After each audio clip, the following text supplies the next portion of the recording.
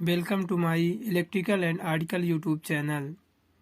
आज हम आपको इलेक्ट्रीशियन सेकंड ईयर के थ्योरी के क्वेश्चंस बताएंगे। क्वेश्चन नंबर 1, जिस विधि से डीसी जनित में विद्युत वाहक बल प्रेरित होता है वह कहलाती है। तो इसका क्वेश्चन नंबर बी सही होगा, गतिज कहलाती है। फिर डीसी जनित का कार्य सिद्धांत है फैराडे के विद्युत चुंबकीय प्रेरण के सिद्धांत पे। अब नेक्स्ट क्वेश्चन की ओर जाएंगे। किसी चालक में विद्युत वाहक बल प्रेरित होने के लिए आवश्यक है। तो इसका आंसर होगा गतिमान चुंबकीय फ्लक्स अथवा गतिमान चालक। फिर है चौथा नंबर क्वेश्चन, यदि आर्मेचर को स्लिप रिंग से जोड़ दिया जाए तो आउटपुट होगा। तो अल्टरनेटिंग धारा होगी इसका आंसर। फिर कम क्षमता वाली डीसी मशीन की योग बनाई जाती है। तो ए नंबर सही होगा, कास्ट आयरन की। फिर छठवां नंबर क्वेश्चन है, कम्यूटेटर सेगमेंट के मध्य प्रयोग किया जाने वाला अचालक पदार्थ है अवरक। आंसर होगा इसका। फिर आर्मेचर कोर को लेमिनेटेड बनाने का कारण है, डी नंबर सही होगा, एडी करंट क्षति के मान को कम करना। फिर है चुंबकीय फ्लक्स के एक समान वितरण के लिए आर्मेचर के चारों ओर, बी नंबर सही होगा आंसर, पोल शूज स्थापित किए जाते हैं। क्वेश्चन नंबर 9 में आ गए। क्वेश्चन नंबर 9, समानता आर्मेचर प्रतिरोध का मान होता है। तो इसका डी नंबर होगा 1 ओम। फिर 10वां नंबर क्वेश्चन है, किसी जनित में लैप वाइंडिंग स्थापित करने का कारण है। तो इसका सी नंबर आंसर सही होगा, अधिक धारा व कम वोल्टेज प्राप्त करना। फिर 11वां नंबर क्वेश्चन है, 4 पोल वाले सिंप्लेक्स लैप वाउंड जनित में समांतर पथों की संख्या होती है। तो इसमें 4 होती है, आंसर होगा 4। फिर है, किसी जनित के ब्रेसेज का वोल्टेज ड्रॉप बढ़ जाएगा यदि, तो इसका आंसर होगा लोड धारा बढ़ाने पे। हम आंसर बता रहे हैं जिसमें से आपको 4 क्वेश्चंस दिए जाएंगे, आपको उसमें से एक आंसर चुनना होगा। जैसे कि हम आंसर बताए जा रहे हैं, टाइम बहुत कम है। 13 नंबर क्वेश्चन है, किसी डीसी मशीन के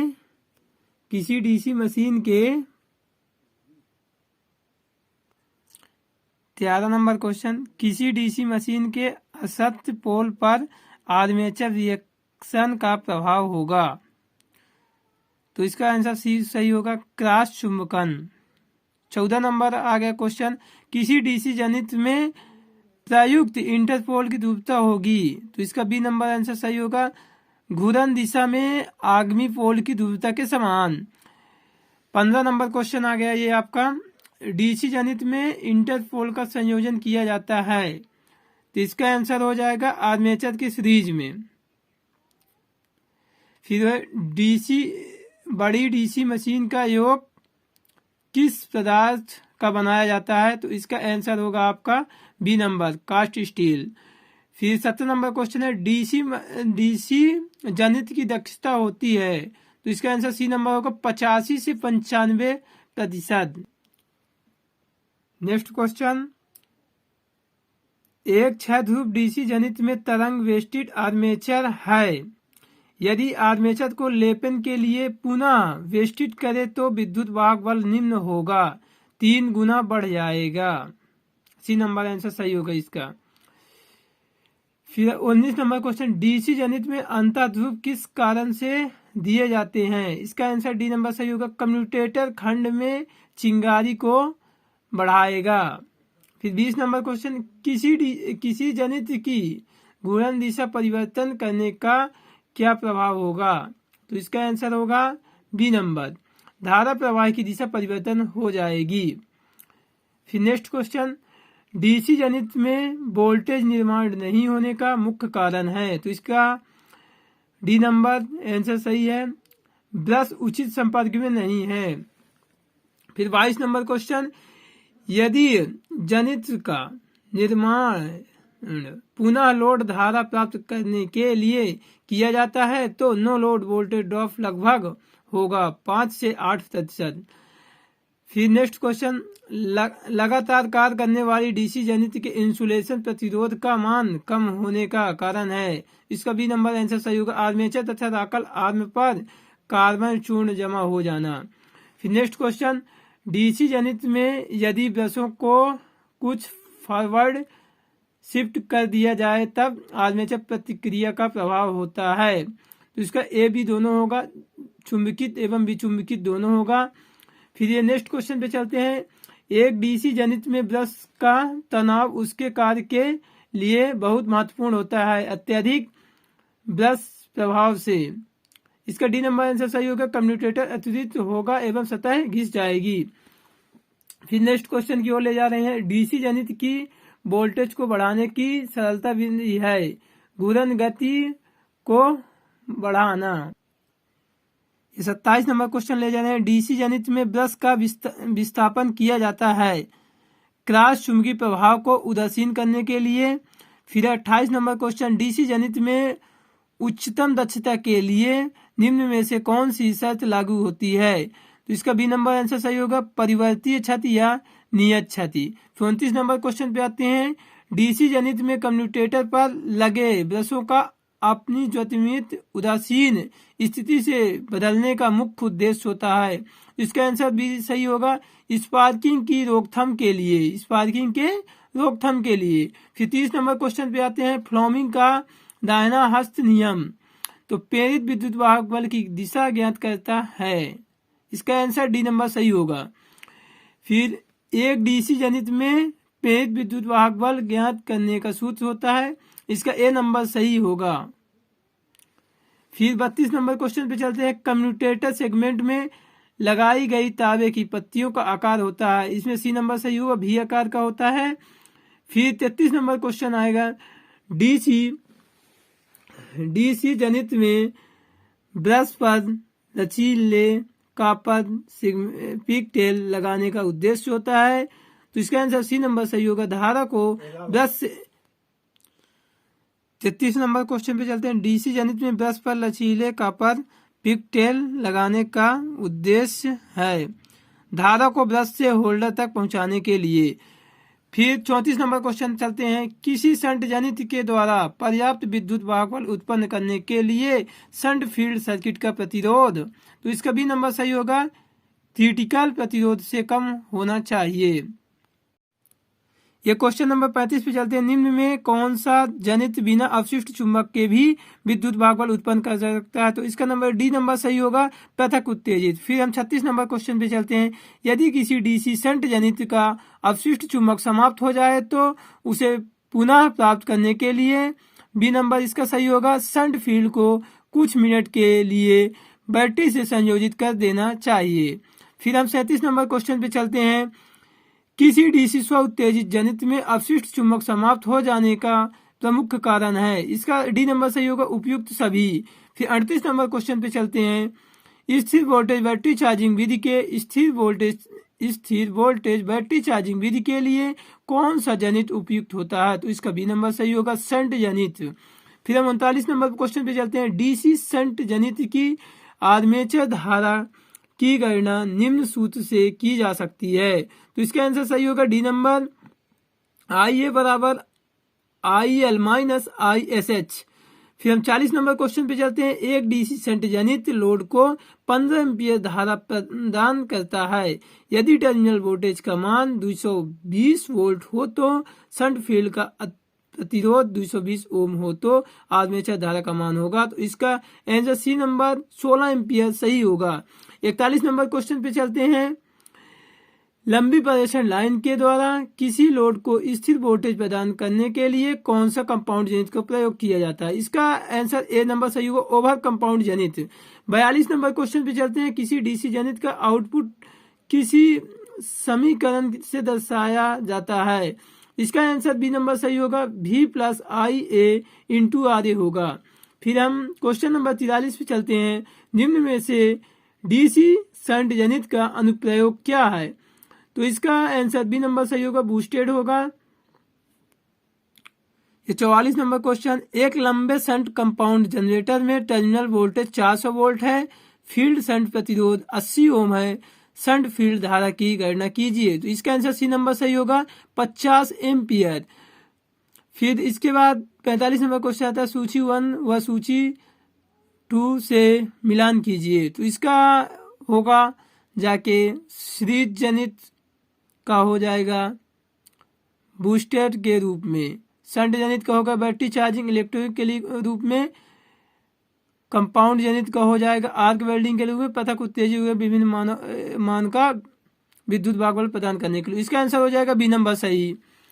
फिर हम 46 नंबर क्वेश्चन पे चलते हैं। किसी डीसी जनित के आर्मेचर में अधिकतम विद्युत भाग बल उत्पन्न तब होगा तब। तो इसका आंसर हो जाएगा बी नंबर, फ्लैक्स काटने में परिवर्तन की दर अधिकतम होगी। फिर हम क्वेश्चन नंबर 47 पे चलते हैं। किसी प्रकार का डीसी जनित अचर वोल्टेज जनित कहलाता है। तो इसका बी नंबर सही होगा, डीसी शंट जनित। फिर 48 नंबर क्वेश्चन पे आते हैं। डीसी जनित में ब्रह्म अभिलक्षण तुल्य होता है। तो इसका आंसर हो जाएगा बी सही, चुंबकीय अभिलक्षण व आर्मेचर प्रतिरोध व ओमियो ड्रॉप। फिर हो जाएगा लेवल कंपाउंड जनित में अर्ध फुल लोड पर टर्मिनल वोल्टेज होगी, इसके नो लोड वोल्टेज से अधिक। फिर 50 नंबर क्वेश्चन आता है आपका, समांतर प्रचलन के लिए निम्न में से कौन सा जनित अधिक उपयुक्त है। तो इसका आंसर हो जाएगा बी नंबर, शंट जनित हो जाएगा। 51 नंबर क्वेश्चन है, शंट जनित की टर्मिनल वोल्टेज में कमी निम्न में से किसके कारण होती है।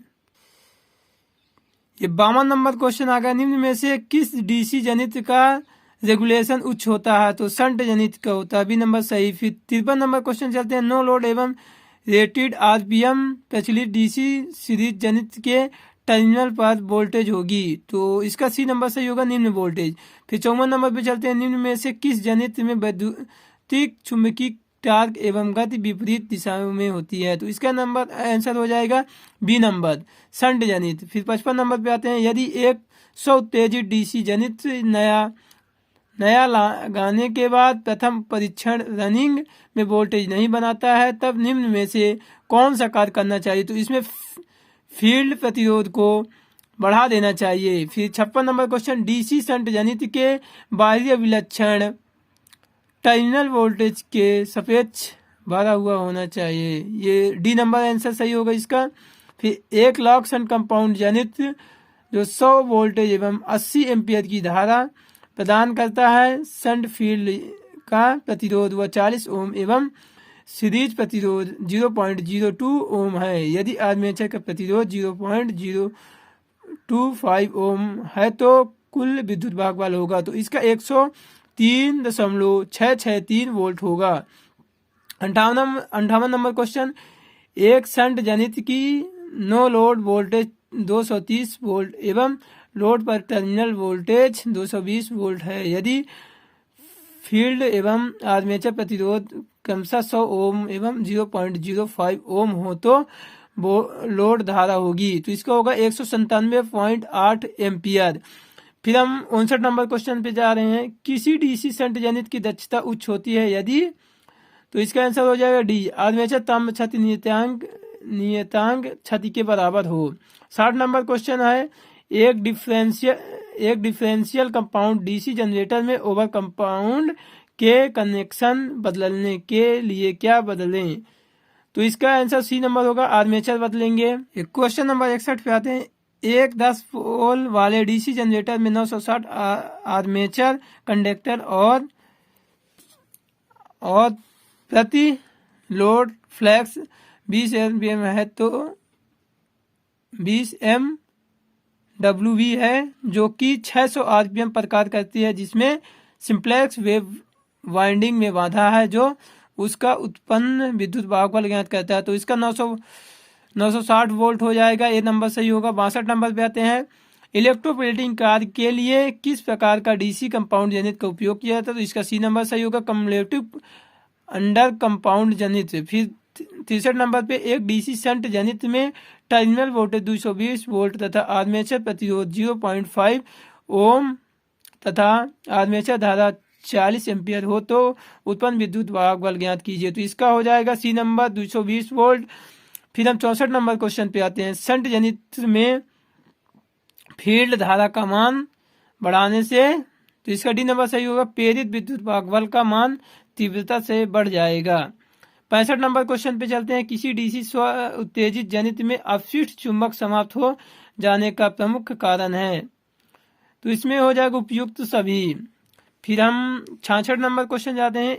एक डीसी मशीन में आर्मेचर के समकक्ष इंटरपोल्स वाइंडिंग तथा कंपनसेटिंग वाइंडिंग दोनों प्रयोग की जाती हैं, तो इसका आंसर हो जाएगा बी नंबर, इंटरपोल वाइंडिंग तथा कंपनसेटिंग वाइंडिंग दोनों ही श्रेणी में होते हैं। फिर 67 नंबर क्वेश्चन है। एक डीसी यौगिक जनित्र लंबे समय के लिए कार्यहीन रहता है तथा इसी कारण अपने अवशेष चुंबक खो देता है। अवशेष चुंबक को पुनः स्थापित किया जा सकता है। इसका आंसर हो गया बी नंबर, शंट क्षेत्र को डीसी स्रोत से जोड़ना चाहिए।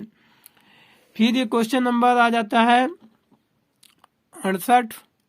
एक कंपाउंड जनित्र की ओवर सर्किट वोल्टेज 250 वोल्ट है तो पूर्ण लोड पर टर्मिनल वोल्टेज होगी, तो इसका सी नंबर आंसर सही हो जाएगा, सदैव 250 वोल्ट से अधिक होगी। 69 नंबर क्वेश्चन। स्पार्किंग रहित कम्यूटेटर प्राप्त करने के लिए, तो इसका डी नंबर सही, उपयुक्त तीनों विधियों का प्रयोग करके। फिर हम 70 नंबर क्वेश्चन पढ़ेंगे। उच्चतम दक्षता प्राप्त करने के लिए डीसी जनित्र में ब्रशों को रखना चाहिए, तो इसका बी नंबर आंसर सही हुआ, चुंबकीय उदासीन अक्ष पर। फिर हम 71 नंबर क्वेश्चन पे जा रहे हैं। लगातार कार्य करने वाली डीसी जनित्र के इंसुलेशन प्रतिरोध का मान कम हो जाना होने का कारण है, तो इसमें बी नंबर सही होगा, आर्मेचर तथा राकल आर्म पर कार्बन चूर्ण जमा हो जाना। 72 नंबर क्वेश्चन पे चलते हैं। डीसी जनित्र में कौन सी क्षति लोड के साथ परिवर्तित होती रहती है, तो इसका ए नंबर सही होगा, ताम्र क्षति। फिर मशीन के चलती हालत में घिसने के कारण डीसी मशीन का कार्बन ब्रश छोटा हो जाता है, कितनी लंबाई पर ब्रश को बदल देना चाहिए, तो इसका आंसर हो जाएगा डी नंबर सही, मूल लंबाई होगी 2/3। फिर 64 नंबर क्वेश्चन आ गया हमारे पास। निरीक्षण के दौरान किसी डीसी जनित्र का कम्यूटेटर घिसा हुआ पाया गया, सैंड पेपर का उपयोग निरर्थ है, तब उसे क्या करना चाहिए, तो इसका भी नंबर सही होगा, कम्यूटेटर बदल देना चाहिए। फिर हमारा नेक्स्ट क्वेश्चन है। दो डीसी जनित्र जिसके विशिष्ट गुण समान है, उन दो जनित्रों को समांतर में चलाने के लिए कौन सी अवस्था आवश्यक है, तो इसका भी नंबर सही होगा, प्रतिशत रेगुलेशन बराबर होना चाहिए।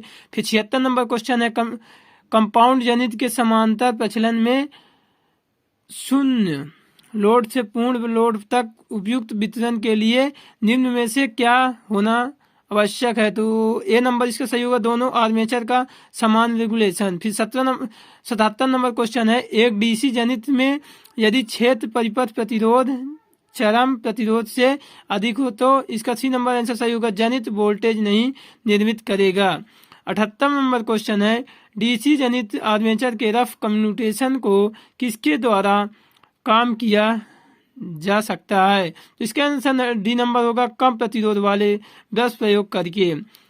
79 नंबर क्वेश्चन है। डीसी जनरेटर में यदि आर्मेचर के साथ सीरीज में कंपेंसेटिंग वाइंडिंग प्रदान करते हैं तो कौन सी डिफेक्ट से बचा जा सकता है, तो अचुंबकीय प्रभाव से। 80 नंबर क्वेश्चन है। डीसी एडी धारा क्षति कुल क्षति का कितने प्रतिशत होगा, तो 20 से 30% होगा। फिर 81 नंबर क्वेश्चन है। डीसी मशीन हिस्टैरिसीस क्षति निर्भर करती है, तो ये चौथा नंबर सही होगा, उपयुक्त सभी। फिर 82 नंबर क्वेश्चन है। फील्ड पोल्स के नीचे वायु गैफ की तुलना में इंटरपोल के नीचे गैफ, तो इसका ए नंबर सही होगा, जनित्र तथा मोटर्स दोनों से अधिक होगा। वीडियो अच्छा लगा हो तो लाइक कमेंट और सब्सक्राइब करें और मेरा दूसरे अध्याय का पार्ट देखने के लिए सब्सक्राइब करें। हम आपको इसके आगे चल के पार्ट 2 के बारे में बताएंगे। पार्ट 2 का चैप्टर होगा दृष्ट धारा मोटर।